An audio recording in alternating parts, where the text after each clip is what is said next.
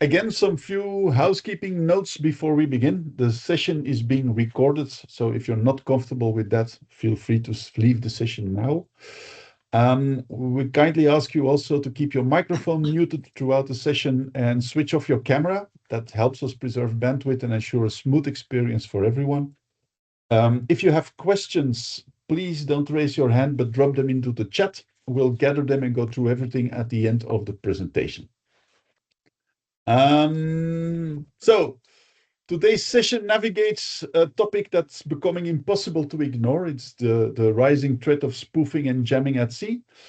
To guide us through this, we're joined by Eric Ten Bos, who is the senior researcher at the Hague University of Applied Sciences, but he's also the co-founder of the Thales OT Convergence Center and leads the Thales Group OT, IIoT, and Maritime Cybersecurity program. So, without further ado, Eric, the helm is yours. All right, thank you very much to everyone. My sound is okay?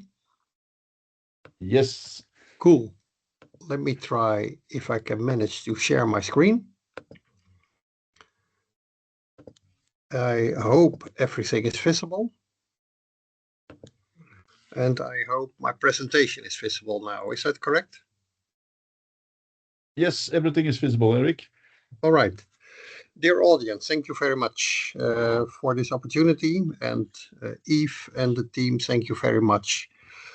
And what I would like to do is to take you through the GPS spoofing research we did in the Hague University of Applied Sciences. I can assure you it has been quite a journey to do this properly. So I'll take you through a short introduction. I'll also take you through what is GPS and what is GNSS. I'm aware that there's a lot of professionals in the audience, but I want to share with you our beginning assumptions. What did we do in the research program and what conclusion and further research we're going to do. This is me. Yves already announced me. I've been in IT for about 40 years. My connection to the maritime world is really my hobby, that's sailing. And I hope I don't insult too many of you in the audience, but there's a high similarity in the hobby-wise sailing and the professional world. Sailing a tanker is, of course, totally different than my little sail yacht, but still everything around positioning systems, this is where my parallel is. So this is me. I've been in IT quite a while. I've been in automation on board my little sail yacht basically my whole life because I just liked it as a hobby. And that's where my experience starts. So we set a goal for our research. We want to create GNSS spoofing. With this spoofing, we want to have the capability to rewrite vessels or to modify vessels' journeys. If you have a right data set, are we capable of re-navigating a vessel to completely somewhere else? Then it's all about detection and creating playbooks for the bridge. And a playbook is what an officer can do in an automated way in detection, but also what to do if GPS spoofing is there and what to do. This was the original goal. All right, then we came to real life. As you all know, the spoofing the satellite signals out in the open is a crime. So in order to avoid a high burn rate on researchers, we had to find a solution. The vessels where I've been for security assessments, the ECDIS systems, Windows XP unpatched, from an IT point of view, it's a relative old technology, which simplifies life, but also complicates life to rebuild it. Rebuilding a complete bridge from a vessel in our lab in The Hague is basically undoable, and the next step could be to introduce this spoofing into the simulators at the maritime academies. That could be a next step. Instead of GNS spoofing, we scaled down to GPS spoofing, and I'm going to show you how we did this. And the playbooks for the bridge, we ran out of time. The building the playbooks is the next stage. They appear to be pretty complex to do it properly. All right, so this part should be known, I think is known to the most of you, what is GPS, but still, GNSS is basically a cluster of positioning systems. You got a lot of satellites floating around the world at about 20,000 kilometers. For some reason, people think that their watch or their smartphone is communicating back to the satellites. No clue why they think this. I've never seen a phone capable of communicating 20,000 kilometers. And the GPS system is one of the first, the US part in the GNSS. For the research, these assumptions appear to be not so obvious to everyone, or not assumptions, these facts. So that's why I want to repeat it. Okay, the GNSS is basically 4 positioning systems. And I'll get back to this in the end, what we're going to do. For now, we focused on modifying GPS signals. The next stage, and I think that's quite well doable, is GLONASS, Galileo, and Baidu. And to modify this also, so that the navigation system is fooled in where the vessel is. So what's important in positioning systems is that you need at least 4 different satellites with a consistent signal in order to do latitude, longitude, and height. So basically a 3D positioning on the globe. And the algorithm behind this is basically the transmission time of the signal. We know the speed of light, we know the delay, we know the position of the satellite. And once you have 4 satellites, their position, the delay of the transmission time of the signal, you can calculate where you are on the globe in a 3-dimensional point of view. This was important to understand, or this is important to understand the way we built the spoofing. Okay, so I think for now, nothing new for this audience, I would assume. And I want to move to the next slide. All right, what is spoofing?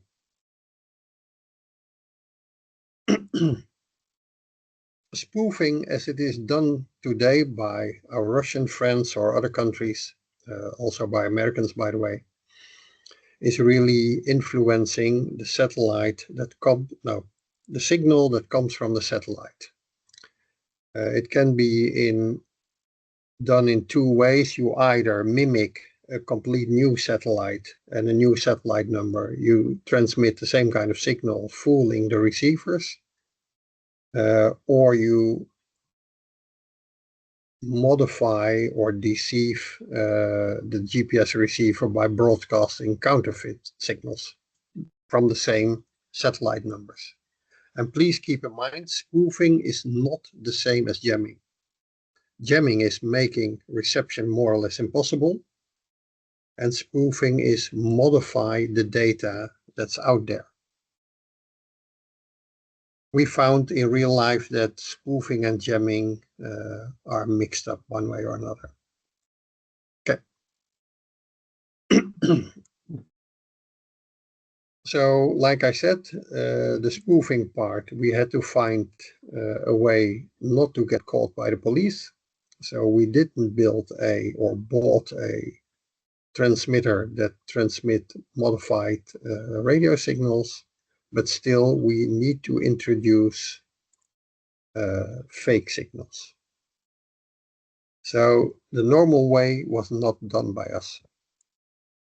Okay, and if you look to the maritime world, why is this so important? And this is just an example. Navigation systems like EGDIS and the autopilot basically of the vessel, they start showing wrong positions on the chart. In the example that I will show later, we let a vessel move by 100 nautical miles north in just a few seconds. This is easy for the crew to detect. It becomes way more difficult if we're capable of shifting the position on a vessel on the chart half a nautical mile or 2/10 of a nautical mile. This is in bad weather, sometimes not so visible to the crew. Your IIS transmitter on board will start transmitting the wrong data. So your closest point of approach, your closest time of approach, it all becomes unreliable. Search and rescue is searching you for you at the wrong place. And port control and logistics systems will show info that's wrong. So the impact of GPS spoofing is way more than just a vessel. So we've seen, I'll get back to some cases later on, but in the Black Sea, we could see vessels sailing over islands, which is obvious, but if there's small deviations, it's more difficult to detect. Okay, some spoofing cases. You can all find them on the web, but what we see here is that specific areas are targeted. We all think we know who did this, but the Baltic Sea is a popular region for spoofing nowadays. I think we all know why, but let's avoid this discussion. And one of the goals of this detection of GPS spoofing is that we are capable of warning others. You're coming into our region, we have GPS spoofing here. So you might call it a cyber weather report or whatever you like to call it. The Baltic region, and my boat is in the Baltic region, I've also experienced myself unreliable GPS signals. And then it creates a very funny situation. From a visible point of view, what you can see in your surroundings, you know where you are. When you look on the chart, weird things are happening. So the Baltic Sea is an area with a lot of attention. Also the Black Sea, by the way.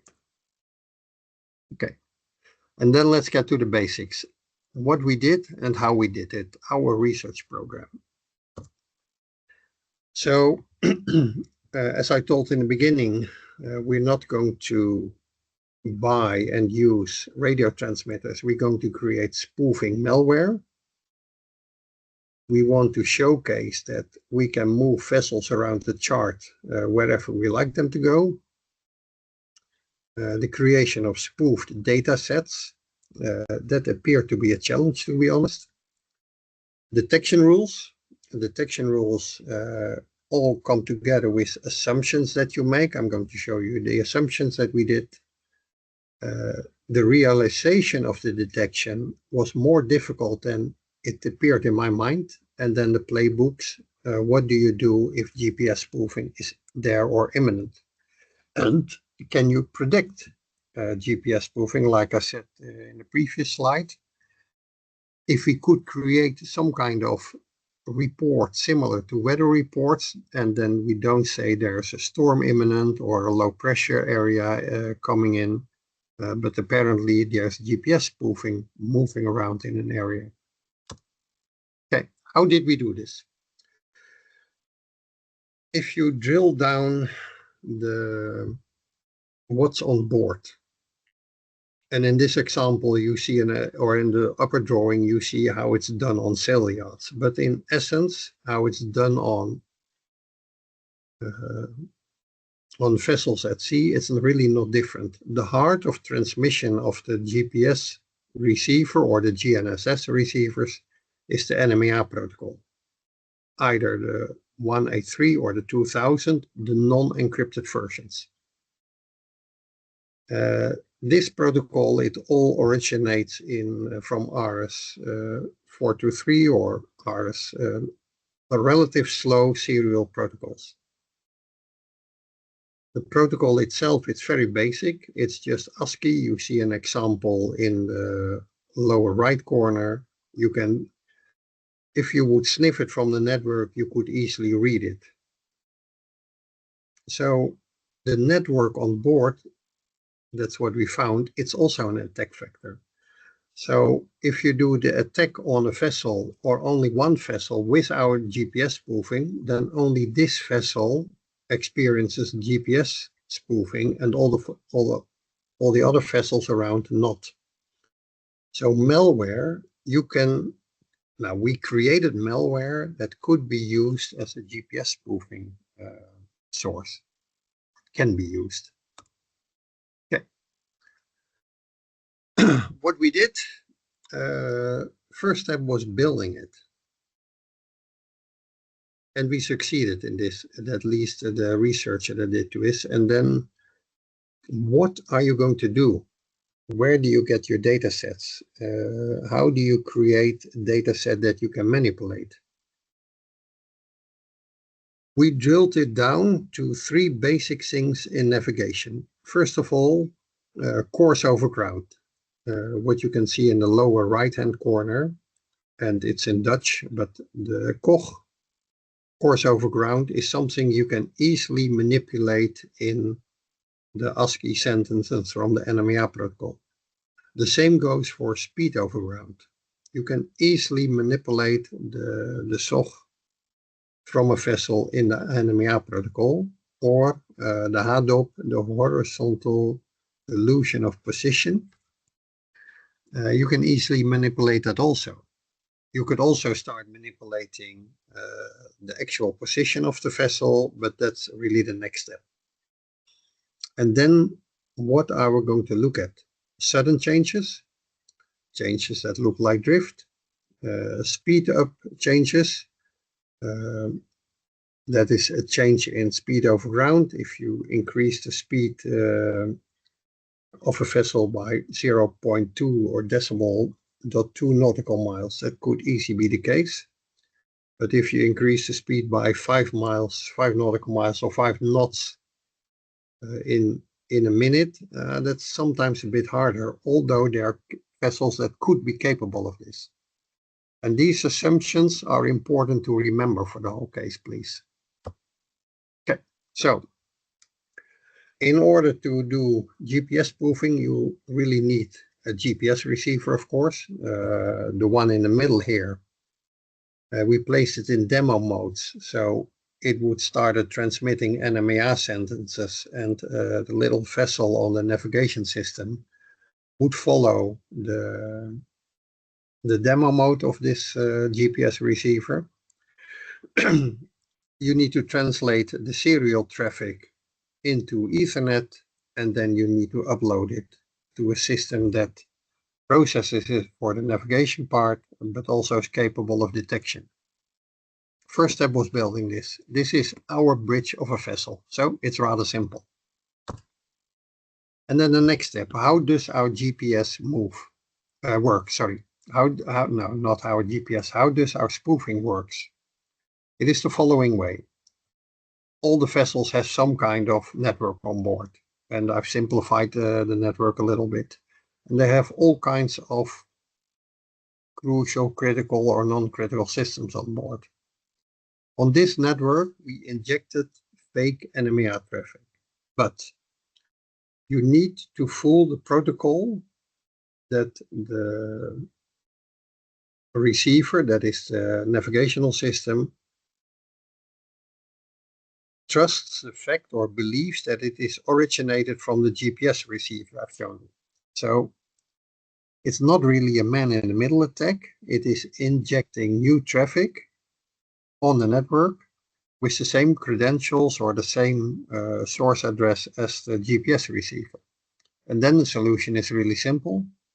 You need to validate that the checksum is okay. You need to validate the source address, and then you just inject more traffic than the GPS receiver does. and this creates really funny effects on the navigational system. Okay, a little movie on what happens. This is the equipment, our serial converter, the GPS receiver, and now we come to OpenSAPN. It's a really cheap program, and pay attention to the ship's position. We zoom out a little bit and we go up 100 miles in 2 seconds. So from this case, we have proven that it works. And now I want to draw a parallel to something else that happened in the world, the Thales Cyber system hack. And why I'm going to use this parallel. Perhaps you know this box, you don't know this box. It's the useless box. And why is it useless? This little hand is doing something foolish. And as you can see, there are no brains or eyes attached to it. So the hand has no clue he is doing or she is doing useless things. It's all about detection. In Dallas, the siren system was hacked. Basically, someone hacked the wireless protocol, sent into the network the command switch on. The operators figured, that's weird. They sent through the normal network the switch off command, and the hacker said switch on again. And if you have no clue what's happening, then you're always looking for the wrong case, and that's for the wrong solution. And this is exactly parallel to GPS spoofing. And in this whole GPS spoofing, on board you have systems that could be who are vulnerable or direct vulnerable to GPS spoofing.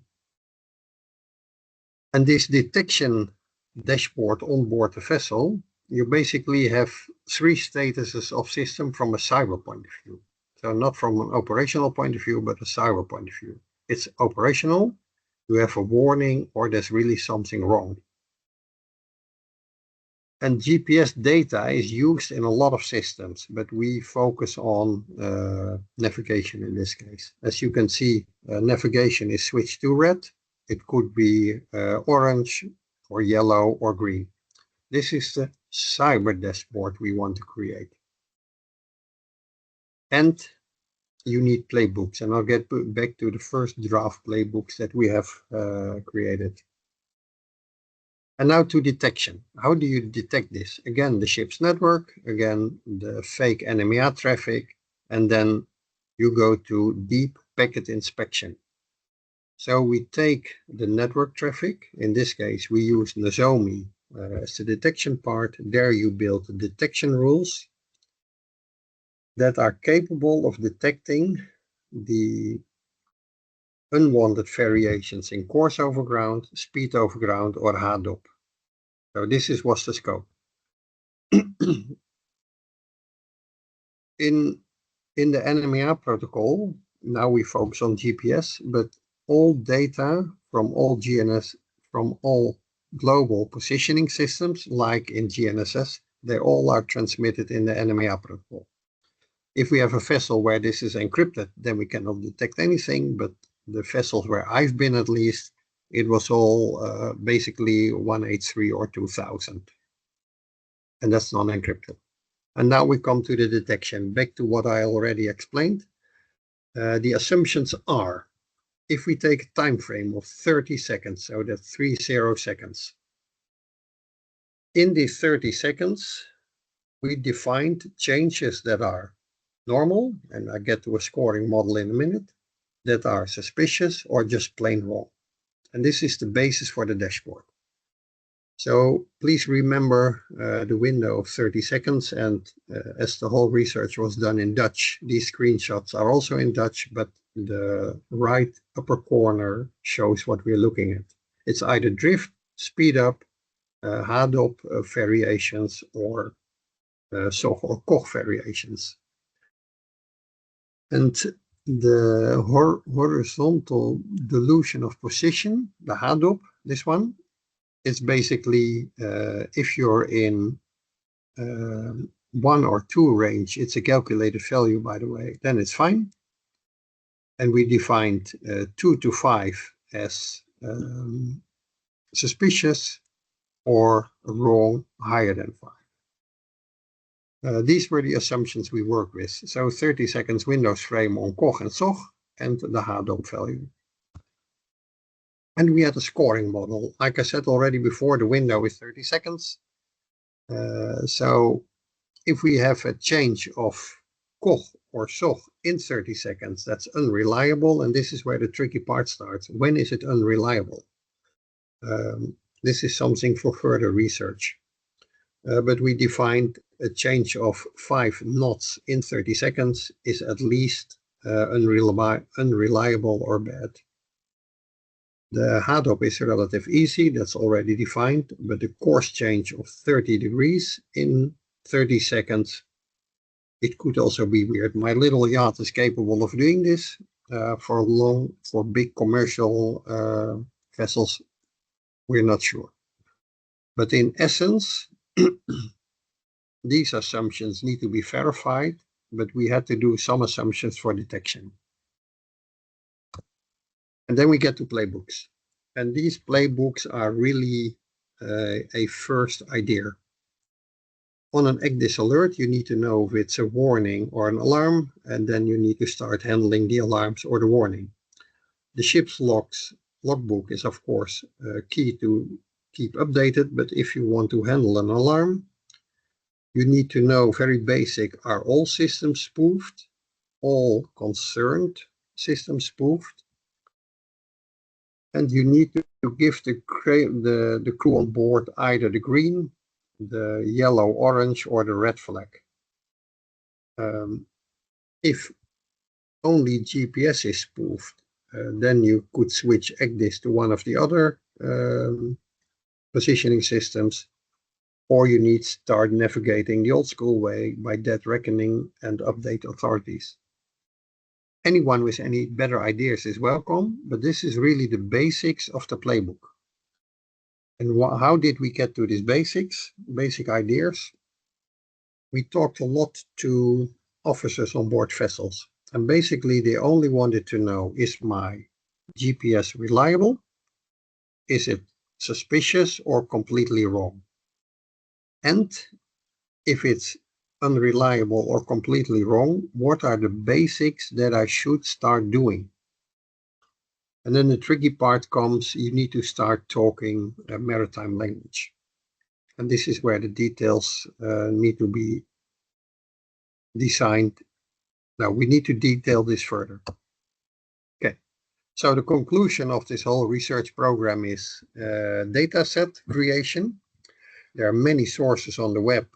We had our little GPS receiver, and we have data sources where you can just download the NMEA data of the journey of a vessel. You start modifying it, and then indeed you see the vessel jumping around the charts.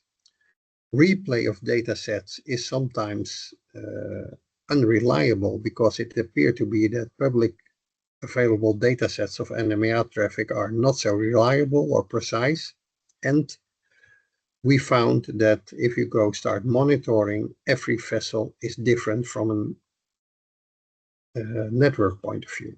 Even if you have 2 sister ships from a dredging company, for example, then still the network is really not the same from an IT, OT point of view. And ships owners do not yet appreciate that you start testing on the vessel. And really, this is the only way you could easily test it on a vessel moored or at the quay or anchored or whatever completely. You could do this in a safe way. Still, ships owners don't, what we found at least, don't like this. Conclusion, it works, our NMEA spoofing. It's a bit rude, it needs some fine tuning, but it works.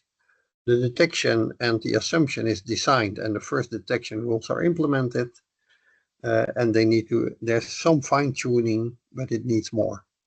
Research next steps.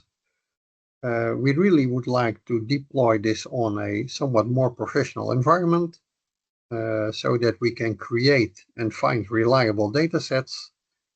We want to expand the spoofing to the other positioning systems, so basically refining the malware, but also refining the malware that you have a command line, or where you can just click, I want this vessel with a set where you offset the course by half a nautical mile, or something that's hard to detect visible. We need to study what you do, or basically designing the playbooks, and we need to verify the detection assumptions. Maritime partners, they are crucial. We were not capable of finding a maritime partner which allowed us to test it on their vessels. So that's why we have the nice setup in our lab. This is my storyline for now. Yves, are there any questions, complaints, or elsewhere? Hi, Eric. I don't see any complaints. I don't see any feedback yet. Only one question, and actually it pops up. What is the reasoning behind the ship owners' dislike? Because you stated that the ship owners don't like this kind of solution. Yes. So what's the reasoning behind it? Okay, so the reasoning they gave me is they said it is basically too dangerous to test this on the vessel. My interpretation is that they are unsure what systems are affected when I introduce fake NMR traffic into the network. What we've seen on vessels is that, for example, dredging vessels, the exact position is extremely important, because you need to report where you did your work, how you did your work, how long you spent there. Usually NMR or positioning systems are mainly fed to the navigation systems. In a dredging vessel, the position, the time is attached to many of the activities, recorded in many systems. My interpretation is that they were not sure of the status of these related systems after we have done the GPS spoofing. But that's my interpretation. Their answer was, it's too dangerous, it takes too much time, we don't want this. Yep. Okay. Any other questions from the group? Or tips what I should do in a follow-up research?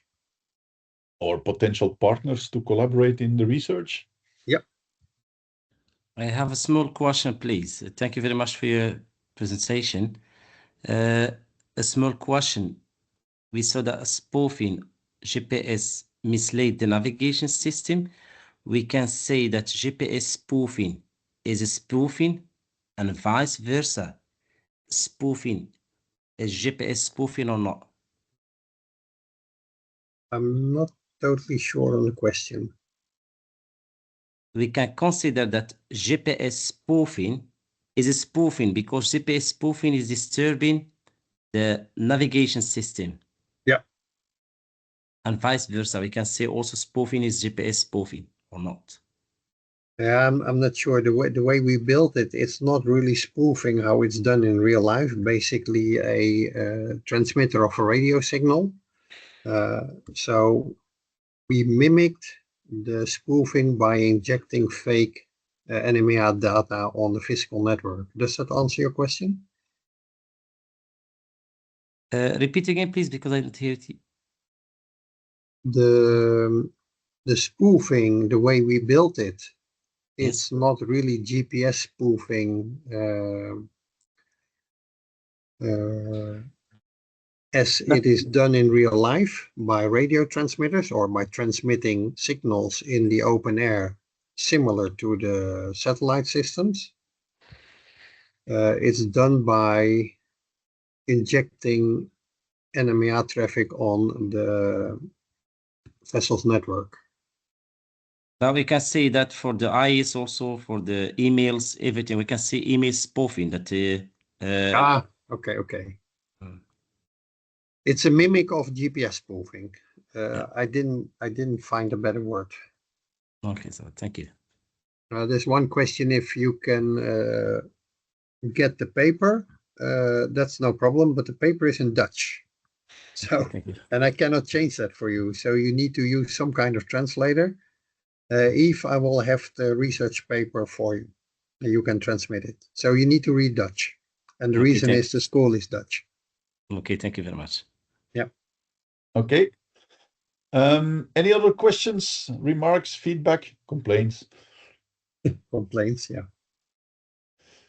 No, and in that case, thank you, Eric, for your very interesting presentation. I'm gonna take over the screen if that's okay for you. Yep. Let me see where my screen is. So, okay. So thank you. I want to draw your attention to the next webinar because this is a series on maritime cybersecurity. The next one will be maritime cyber threats, and our host will be Dr. Professor Stefan Bakombi of NHL Stenden. You will see that since 2021, there is a sharp rise in, or we see at least since 2021, a very sharp rise in maritime cyber threats. Professor Makombi is a leading expert in maritime IT security. I hope he is joined by Jeroen Pijpker, his main researcher in maritime IT security at NHL Stenden. And both of them are actually the team behind the Maritime Cyber Attack database, which is a very interesting piece of information that you can find on the web. It's an OSINT, an open source intelligence. It's a gathering of all maritime-related database, maritime-related attacks, plotted very nicely on a map. I encourage everybody to actually visit the MCAT database. So next week, the maritime cyber threats. Oh, the date is wrong. It's not this November the 27th. It's December the 4th. But the time will be more or less the same. And if you haven't registered yet, please scan the little QR code or follow us on LinkedIn, where we post the most recent announcements and registration links. Just a reminder, registration is mandatory in order to receive the webinar link. So that's it for today. Many thanks, Eric, for your interesting presentation and for your insights in your GPS spoofing research. Thank you all, you, the audience, for joining us, and hopefully we'll see you next week for the next webinar as well. Thank you. Enjoy the rest of your day. Goodbye. All right. Bye-bye.